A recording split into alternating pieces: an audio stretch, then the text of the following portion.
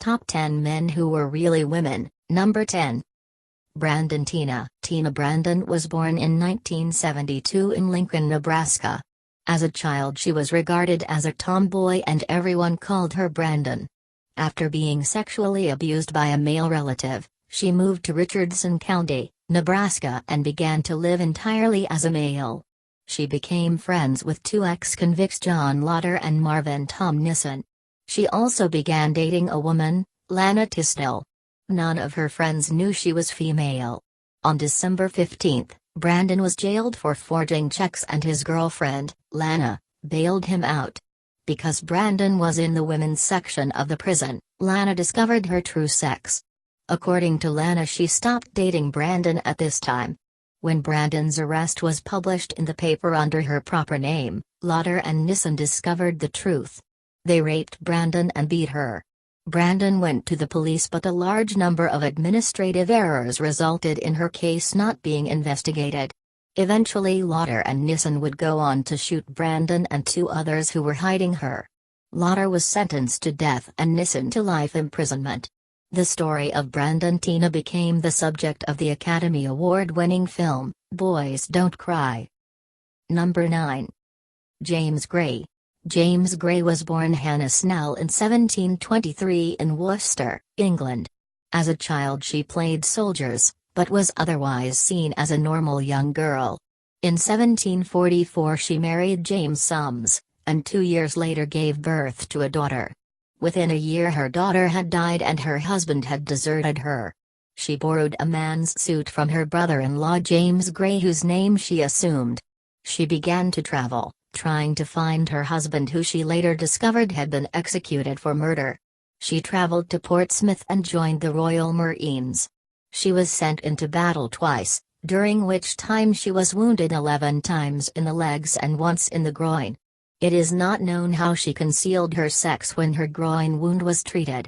In 1750 her unit returned to England and she revealed her true sex to her shipmates. She told her story to the papers and petitioned for a military pension, which was, surprisingly, granted. Her military service was officially recognized and she eventually opened a pub called The Female Warrior. She eventually remarried and had 2 children. Hannah died in 1792. Number 8. Peter Hagberg. Peter Hagberg was born in 1756 in Finnerödja, Sweden. In 1785 she married Anders Peter Hagberg, who was a soldier of the Guard. Shortly after the marriage he was called away to participate in the Russo-Swedish War in 1788 to 1790. At a loss without her husband, Brita dressed herself as a man and enlisted in the army to find him. She participated in the Battle of Svinesund and the Battle of Viborg Bay as a Marine. During her time there her commanding officer called out the name Hagberg and both she and her husband stepped forward. She found him at last. The two kept her sex a secret. Later, at the Battle of Björkösund, Brita was wounded and ordered below deck to have her wounds taken care of. She went unwillingly and her sex was revealed. After the war she was given a pension and was granted a license to trade. She was awarded a Medal of Bravery and given a military funeral. Number 7. Albert Cashier. Albert Cashier was born Jenny Irene Hodgers in 1843.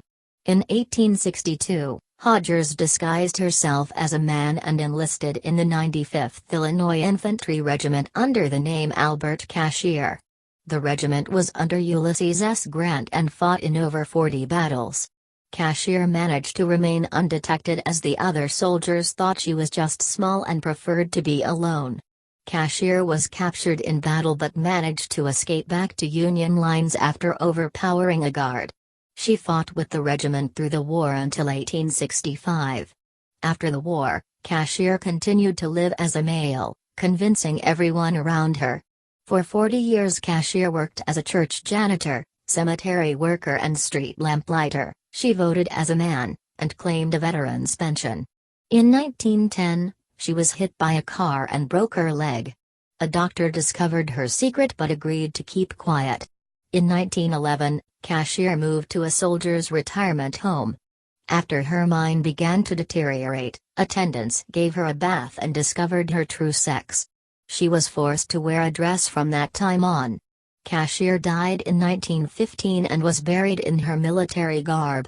Her tombstone carried the words, Albert D.J. Cashier, Company G, 95 ill. Inf. When she was finally traced back to Jenny Hodgers, a second tombstone was erected with both names on. Number 6. Marines was born Marina in the 6th century. Her father wanted to join the monastery of Canbine, in the Holy Valley, Lebanon, so he took his daughter, disguised as a boy, with him. Both were admitted and became monks. After living in the monastery for a number of years, it became necessary for both father and daughter to travel. Whilst staying at an inn, the innkeeper's wayward daughter was attracted to Brother Marines and tried to seduce her. When Marines refused the advances, the innkeeper's daughter claimed that he had seduced her and she was pregnant. Marines refused to debunk the claims by showing that she was, in fact, female, and she was kicked out of the monastery. She lived outside the monastery walls begging. To make matters worse, Marines was forced to take custody of the child and raise him. She remained there, raising the child, performing harsh penances, and undertaking menial jobs. It was not until her death that her sex was finally revealed. Marines is revered as a saint in the Roman Catholic and Orthodox churches. She is known as Saint Marina the Monk. Number 5. Dennis Smith. Dennis Smith was an English reporter who disguised herself as a man to go undercover during World War I. Dorothy, 19, was living in Paris and wanted to be a war reporter, something that was impossible due to her sex, and the difficulty that even males were having at the time getting to the front lines as journalists. She persuaded 2 young English soldiers to give her a uniform. She had her hair cut short in a military style, and colored her skin with diluted furniture polish to give it a bronzed look. With forged identity papers as Private Dennis Smith of the 1st BN, Leicestershire Regiment, she cycled to the Somme, and the front lines. A friend found her work as a sapper with the British Expeditionary Force, laying mines under constant fire. He also found her an abandoned cottage to sleep in at night. After 10 days, she became worried that if her sex were discovered, the men who had helped her would be in danger. She presented herself to the company chiefs and was placed under arrest. She was interrogated as a spy and declared a prisoner of war. The military were concerned that if her story got out, other women would try to enter the army in disguise.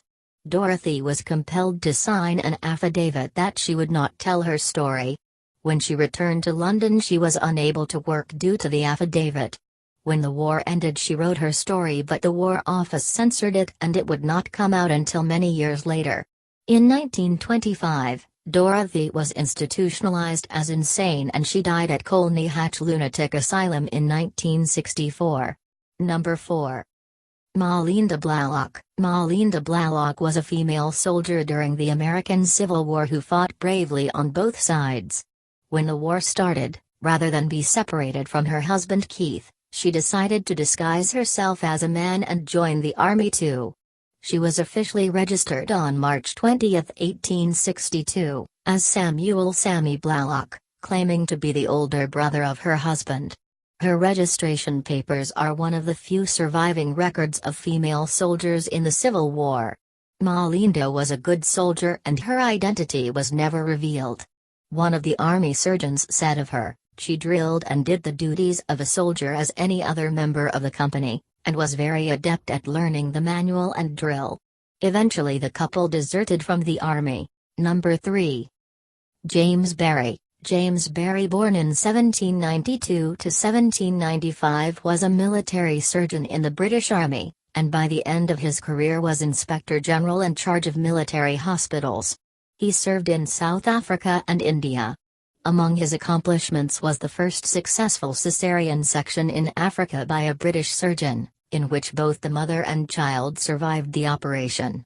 James Barry was born Margaret Ann Bulkley and is, therefore, the first female Briton to become a qualified medical doctor.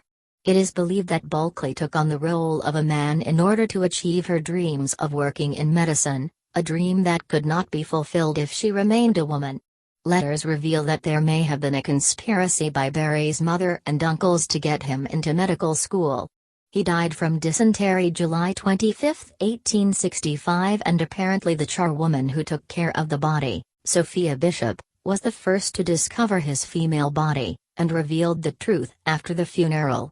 Afterwards, many people claim to have known it all along. The British Army sealed his records for 100 years. Number 2. Chevalier d'Eon. Charles Genevieve Louis Auguste André Timothy d'Eon de Beaumont was born in 1728 in France. d'Eon was born a female but lived the first half of her life as a man.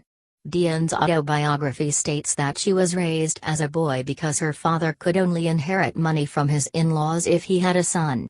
As was usual for the day, because her family were nobles without a title, they styled themselves a chevalier, meaning knight. In 1756, d'Eon joined the spy service of King Louis XV and traveled on a secret mission to Russia to meet the Empress Elizabeth. In 1761, d'Eon returned to France. The next year she became a captain of dragoons under the Marshal de Broglie and fought in the later stages of the 7 Years' War. She was wounded and received the Order of St. Louis. She was eventually granted a pension and lived in political exile in London. As part of her negotiation with the crown of King Louis XVI, she was told she could return to France but would have to live as a woman, an offer she accepted because the king offered to pay for her new clothes. She lived out the rest of her life as a woman. Number 1. Billie Tipton. Billie Tipton was an American jazz pianist and saxophonist. In 1933, she began her career as a musician in various small Oklahoma bars.